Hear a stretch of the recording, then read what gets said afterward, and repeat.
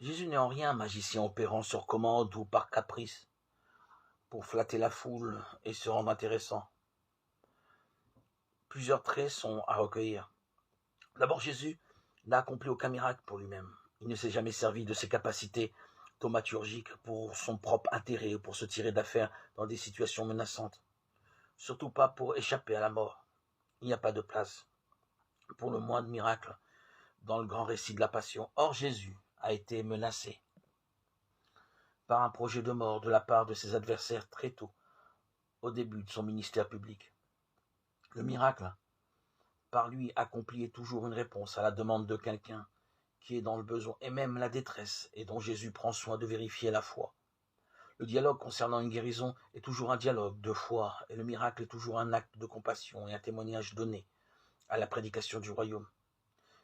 Il a valeur en lui-même parce qu'il opère. Il a une valeur spirituelle, parce qu'il est mis au service de la prédication de Jésus. Dans l'éthique de Jésus, le miracle est toujours un acte de miséricorde et de générosité gratuite. Jésus met simplement en œuvre la béatitude de la miséricorde qu'il a prononcée. Il se manifeste comme l'homme miséricordieux par excellence.